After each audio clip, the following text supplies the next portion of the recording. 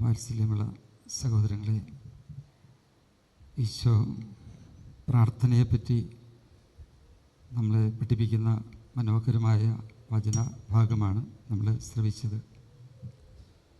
Francis മാർപ്പാപ്പായുടെ അവൻ നമ്മെ സ്നേഹിച്ചു എന്ന എൻസിക്ലിക്കിൽ പരിശുദ്ധ പിതാവ് പ്രത്യേകമായി ഈശോയുടെ തിരുഹൃദയത്തെപ്പറ്റി, നമ്മുടെ ഹൃദയത്തെപ്പറ്റിയൊക്കെയാണ് സംസാരിക്കുന്നത്.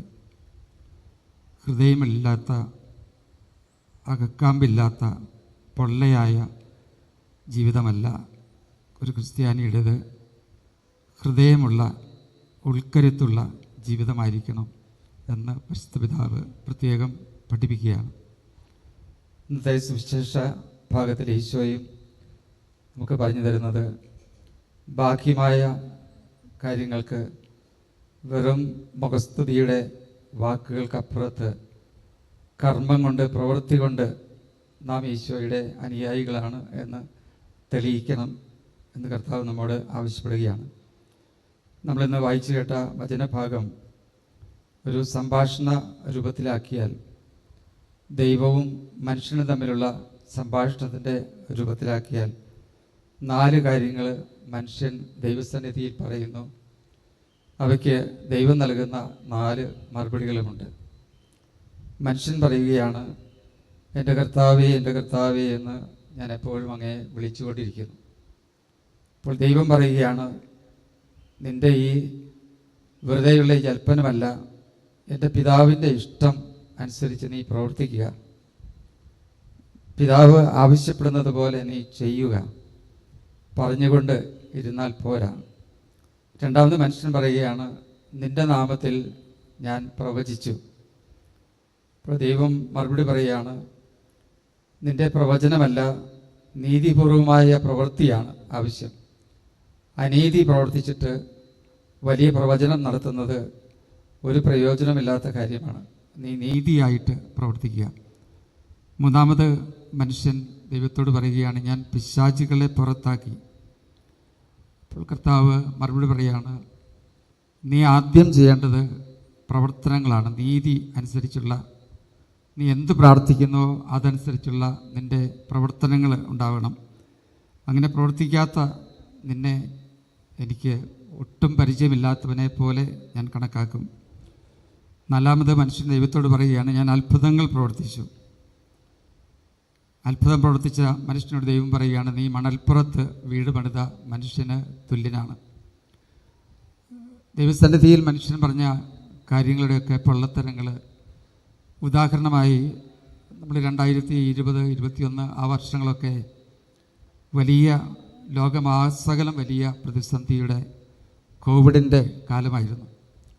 നമുക്ക് ധാരാളം പ്രവാചകന്മാർ, അവരിൽ പലരുടെ അടുക്കൽ നമ്മളും പോകാറുണ്ട്. വിവാഹം നടക്കുമോ, പരീക്ഷയിൽ ജയിക്കുമോ, വീട് പണിയാൻ പറ്റുമോ, സ്ഥലം വിൽക്കാൻ പറ്റുമോ, അങ്ങനെയുള്ള കാര്യങ്ങളൊക്കെ പറഞ്ഞുകൊണ്ട്. എന്നാൽ ലോകം മുഴുവനും ബാധിക്കുന്ന ഒരു രോഗത്തെപ്പറ്റി ഇവരിൽ ഒരാൾക്ക് പോലും ഒരു മുന്നറിയിപ്പ് നൽകാൻ കഴിഞ്ഞില്ല. അതിൻ്റെ അർത്ഥം ദൈവസന്നിധിയിലേക്ക് അടുത്ത് നിൽക്കുന്നവർ ഇല്ലായിരുന്നു എന്നതാണ്.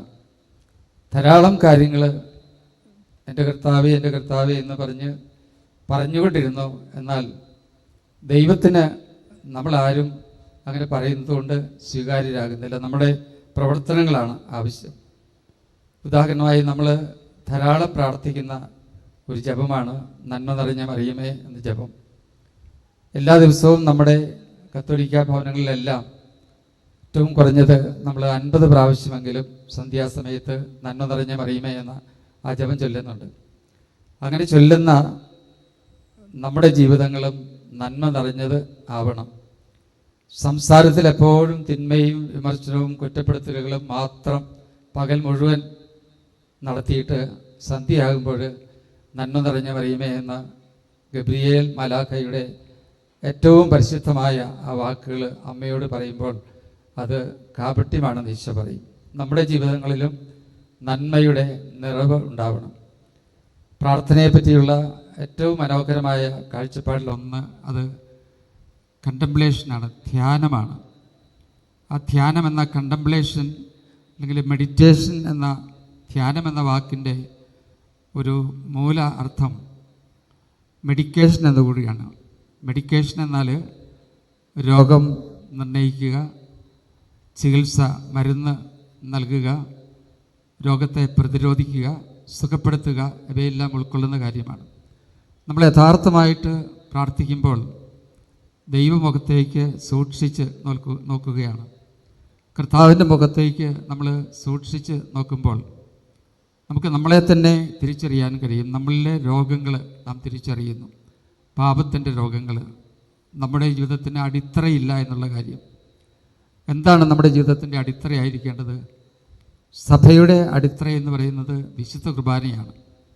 വിശുദ്ധ കുർബാന എന്ന അടിത്തറ ഏതെങ്കിലും തരത്തിൽ നമ്മൾ ഇളക്കിയാൽ പിന്നെ നമുക്ക് നിലനിൽപ്പില്ല. കാരണം നമ്മൾ അടിത്തറയില്ലാതെ പല നിലകൾ പണിത് വെച്ചിരിക്കുന്ന കെട്ടിടം പോലെയാണ്. അത് ചെരിയും, അത് തകർന്നു വീഴും. കുടുംബ ബന്ധങ്ങളുടെ അടിത്തറ എന്ന് പറയുന്നത് സ്നേഹമാണ്, വിശ്വസ്ത സ്നേഹം. ഭാര്യയോ ഭർത്താവോ അവിശ്വസ്തയോടെ പെരുമാറി തുടങ്ങുമ്പോൾ കുടുംബത്തിൻ്റെ അടിത്തറ ഇളവുകയാണ്. അടിത്തറ ഇളകി കഴിയുമ്പോൾ സ്വാഭാവികമായും ആ കുടുംബത്തിന് നിലനിൽക്കാൻ കഴിയുകയില്ല. നമ്മുടെ ജീവിതത്തിന് ഭദ്രമായ അടിത്തറ അത് പ്രാർത്ഥനയിലൂടെ നേടിയെടുക്കണമെന്ന് ഈശോ ആവശ്യപ്പെടുകയാണ്. നമ്മളെല്ലാവരും ഇന്ന് വിശുദ്ധ കുർബാനയിൽ ഈശോയുടെ സന്നിധിയിൽ എത്തിയിരിക്കുകയാണ്. കർത്താവിൻ്റെ തിരുമുഖത്തേക്ക് നമുക്ക് സൂക്ഷിച്ചു നോക്കാം, നമുക്ക് ധ്യാനിക്കാം, അല്ലെങ്കിൽ പ്രാർത്ഥിക്കാം. ആ മെഡിറ്റേഷൻ, ആ ധ്യാനം ഒരു മെഡിക്കേഷൻ കൂടിയാണ്, അതൊരു ചികിത്സ കൂടിയാണ്. കർത്താവ് നമ്മെ സുഖപ്പെടുത്തുന്നു, നമ്മളിലെ പാപത്തിൻ്റെ അംശങ്ങളെ കഴുകിക്കളയുന്നു, നമുക്ക് പുതിയ ശക്തി തരുന്നു. നല്ല ഉറപ്പുള്ള പാറമേൽ വീട് പണിത വ്യക്തികളുടെ പോലെ നമ്മുടെ പൗരോഹിത്യ ജീവിതവും സമർപ്പണ ജീവിതവും ദാമ്പത്യ ജീവിതവുമൊക്കെ വളരെ ഭദ്രതയുള്ള ഉറപ്പുള്ളത് ആയിത്തീരും. ഓരോ ഞായറാഴ്ചയും നമ്മൾ വിശുദ്ധ ബലിയിൽ സംബന്ധിക്കുമ്പോൾ നമ്മുടെ ജീവിതത്തെ ഉറപ്പുള്ളതാക്കാം. വെറും വികാരങ്ങളുടെ, വെറും ഭാവനാ ജൽപ്പനങ്ങളുടെ ഒന്നാവാതെ കൂടുതൽ ആഴമുള്ള നീതി പ്രവർത്തിക്കുന്ന ഈശോ അന്ത്യവിധിയുടെ സമയത്ത് നമ്മളെത്ര നേരമാണ് പ്രാർത്ഥിച്ചത്, അതിൻ്റെ ആ സമയത്തിൻ്റെ ദൈർഘ്യം അല്ല ഈശോ ചോദിക്കുന്നത്. ഞാൻ ദരിദ്രനായിരുന്നു.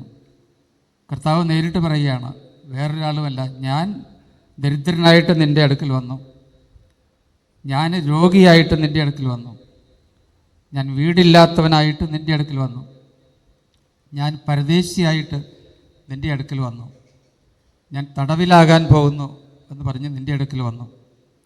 നീ എന്നെ തിരിച്ചറിഞ്ഞില്ല, നീ എന്നെ നിഷേധിച്ചു.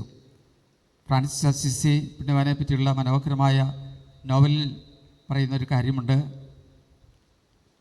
ദൈവം ഏത് വേഷം ധരിച്ചു വന്നാലും തിരിച്ചറിയുന്ന വ്യക്തിയാണ് വിശുദ്ധൻ. കർത്താവ് സദാസമയവും വേഷപ്രച്ഛന്നനായിട്ട് നമ്മുടെ മുമ്പിൽ വരുന്നു. നമ്മൾ വിചാരിക്കാത്ത വേഷങ്ങളിൽ, രൂപങ്ങളിൽ, ഏത് രൂപത്തിൽ വന്നാലും ഈശോയെ തിരിച്ചറിയാൻ കഴിയുന്നതാണ് വിശുദ്ധി. നിങ്ങളുടെ വീട്ടിൽ രോഗിയായി കിടക്കുന്ന നിങ്ങളുടെ അമ്മയുടെ, അപ്പൻ്റെ, സഹോദരൻ്റെ, സ്നേഹത്തിന് ദാഹിക്കുന്ന ഭർത്താവിൻ്റെ, ഭാര്യയുടെ, നിങ്ങളുടെ കുഞ്ഞുങ്ങളുടെ, അയൽക്കാരുടെ ഒക്കെ രൂപത്തിൽ, കൂടെ താമസിക്കുന്നവരുടെ ഒക്കെ രൂപത്തിൽ നിങ്ങളുടെ അടുക്കിലേക്ക് വരുന്നത് ഈശോ തന്നെയാണ്. നീ എന്നോട് ക്രൂരമായി പെരുമാറി, നീ എന്നോട് പരുഷമായി പെരുമാറി, നീ എന്നെ നിന്ദിച്ചുകൊണ്ട് പെരുമാറി. കർത്താവിന് നേരിട്ട് നാം ചെയ്യുന്ന ദ്രോഹമായിട്ടാണ് ഈശോ പറയുന്നത്. നീ എനിക്ക് കുടിക്കാൻ നൽകി, നീ എനിക്ക് പാർപ്പിടം നൽകി. ഈശോയ്ക്ക് നേരിട്ട് നൽകിയതായിട്ട് ഈശോ പറയുകയാണ്. നമുക്ക് ഈശോയെ കണ്ടെത്താൻ ഉൾക്കണ്ണുകളുള്ള നല്ല കത്തോലിക്കരായിട്ട് ജീവിക്കാം. നമ്മളിന്ന് വിശുദ്ധ കുർബാനയുടെ സമയത്ത് ഈശോയെ നമുക്ക് തിരിച്ചറിയാം. നമ്മുടെ കൂടെ താമസിക്കുന്നവർ, നമ്മോടൊപ്പമുള്ളവർ, നമ്മുടെ ഈ സമൂഹത്തിലുള്ള എല്ലാവരിലും ഈശോയുടെ തിരുമുഖം കാണുവാൻ മാത്രം ആത്മീക ഊർജവും ശക്തിയും നമുക്ക് തരണമേ എന്ന് പ്രാർത്ഥിച്ചുകൊണ്ട് ഈ വേദിയിൽ പങ്കെടുക്കാം. വിശുദ്ധ അൽഫോൻസാമ്മയുടെ പ്രാർത്ഥന. അൽഫോൻസാമ്മ എല്ലാവരിലും മലയിലെ രൂപാന്തരീകരണത്തിന് ശേഷം മത്തായി സുവിശേഷകൻ പറയുന്നുണ്ട്, ഈശോയെ അല്ലാതെ മറ്റാരെയും അവർ കണ്ടില്ല. അൽഫോൻസാമ്മ എവിടെ നോക്കിയപ്പോഴും ഈശോയെ മാത്രമേ കണ്ടുള്ളൂ. ആ കണ്ണുകൾ നമുക്ക് നൽകണമേ എന്ന് പ്രാർത്ഥിച്ചുകൊണ്ട് ഈ ബലി നമുക്ക് തുടരാം. ദൈവം നമ്മളെ അനുഗ്രഹിക്കട്ടെ. ആമേൻ.